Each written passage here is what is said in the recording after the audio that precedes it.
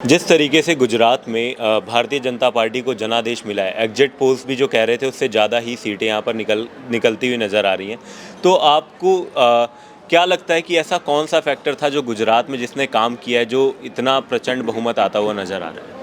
देखिए, जिस तरीके के रुझान अभी आ रहे हैं और जिस प्रकार से जो भारतीय जनता पार्टी को ऐतिहासिक जीत की तरफ भारतीय जनता पार्टी बढ़ रही है, निश्चित तौर पे जो विकास का जो कार्य गुजरात के अंदर भारतीय जनता पार्टी की सरकार ने और जो माननीय प्रधानमंत्री जी का नेतृत्व आज पूरे देश को मिला और साथ साथ पूरे विश्व के अंदर जिस प्रकार से एक मजबूत शक्ति के रूप में भारत आगे बढ़ रहा है माननीय प्रधानमंत्री के नेतृत्व में, तो जनता का प्यार और आशीर्वाद जो है वो भारतीय जनता पार्टी के प्रति बना हुआ है। मैं धन्यवाद करना चाहूँगा गुजरात की और हिमाचल की जनता को, जिन्होंने हमारे नेतृत्व पे माननीय प्रधानमंत्री जी पे भारतीय जनता पार्टी पे जो भरोसा जताया है, उसके लिए मैं धन्यवाद करना चाहूँगा।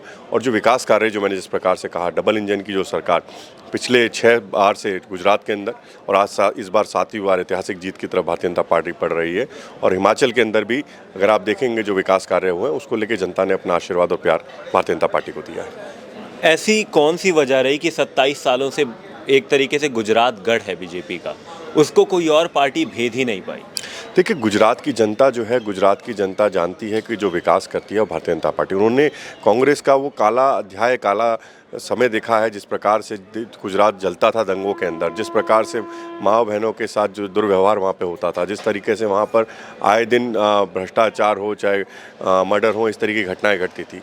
उसको देखते हुए आज जब गुजरात के अंदर जो law and order Bharatiya Janata party ने पिछले 27 साल के अंदर जो दिया है, वो सबसे बड़ा एक कारण है। और जिस प्रकार से विकास गुजरात के अंदर हुआ है, पूरे विश्व आज कहें तो गुजरात का एक नाम पूरे विश्व के अंदर है।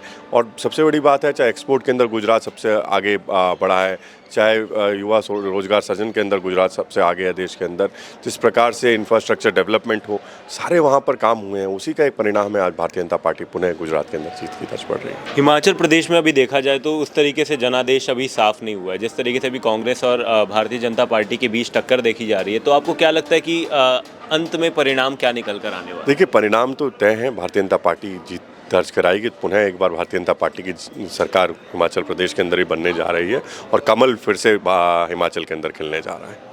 हिमाचल में अगर मैं बात करूं तो हिमाचल में ऐसा कौन सा फैक्टर था जिसने सबसे ज़्यादा जनता को वहां पर इफेक्ट किया कि जनता ने बीजेपी की पक्ष में वहां पर काफ़ी मतदान किया? देखिए, जिस प्रकार से मैंने बताया कि अगर आप देखेंगे तो गरीब जो व्यक्ति है उसको आवास देने की बात हो, चाहे वहाँ पर हर घर में शौचालय, माँ को सम्मान देने की बात हो, चाहे उज्ज्वला सिलेंडर के द्वारा माँ के आंसू पहुँचने का काम हो, चाहे आयुष्मान भारत हेल्थ इंश्योरेंस की बात हो, जिस प्रकार से गाँव में बिजली तक पहुँचाने की बात हो, दूर दराज हर घर जल के द्वारा नल के द्वारा जल पहुंचाने की बात हो, ऐसे बहुत से कार्य आज पूरे हिमाचल के अंदर, पूरे देश के अंदर हुए हैं।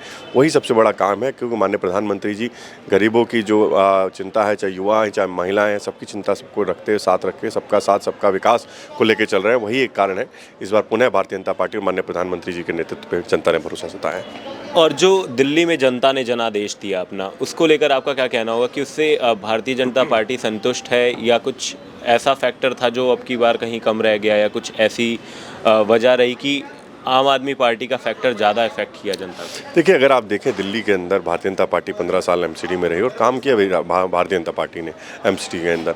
और जिस प्रकार से एग्जिट पोल दिखा रहे थे, जिस प्रकार से अरविंद केजरीवाल कह रहे थे कि 40-50 सीटें भी नहीं आएंगी, भारतीय जनता पार्टी जिस तरीके से सीटें आई। और सबसे बड़ी बात है यहाँ पर कि अरविंद केजरीवाल अपनी खुद की जो उनकी विधानसभा है उसमें उनका सुपड़ा साफ हो गया अरविंद केजरीवाल का। तो साथ साथ आप देखिए, जो है वो हमारे जो ये दिल्ली के नेता जो अपने हैं सत्येंद्र जैन, जो आज जेल मंत्री जो जेल के अंदर बैठे हैं, उनकी तीनों विधानसभा आतिशी जो बातें करती हैं कालका जी से, सारी चारों सीटें वो हार गए वहाँ पर। जिस प्रकार से आप पूरे दिल्ली के अंदर जो उनके बड़े बड़े नेता हैं, मनीष सिसोदिया के खुद के भतीजे जो हैं, वो चुनाव हार गए पांडव नगर से। तो उनका जिस प्रकार से जो बातें हैं वो झूठे जो वादे जनता को किए थे, जनता समझ रही है। और हल्के हल्के आप देखेंगे दिल्ली से भी अरविंद केजरीवाल उनकी जो है उनका सुपड़ा साफ होगा। गुजरात की अगर मैं बात करूं तो आखिरी में क्या नंबर दिखने वाला है भारतीय जनता पार्टी के साथ? देखिए, हमें पूरा विश्वास है कि गुजरात इस बार रिकॉर्ड बनाने जा रहा है और इस बार रिकॉर्ड मतों के साथ भारतीय जनता पार्टी, रिकॉर्ड सीटों के साथ इस बार भारतीय जनता पार्टी पुनः कमल वहाँ पर खिलाने वाली है। अंत में कितनी सीटें? देखिए, आप मुझे लगता है कि जो रिकॉर्ड है वो रिकॉर्ड ब्रेक होगा और परिणाम आएंगे तो आप निश्चित तौर पर देखेंगे कि बहुत अच्छे परिणाम गुजरात के अंदर आने। बहुत बहुत धन्यवाद।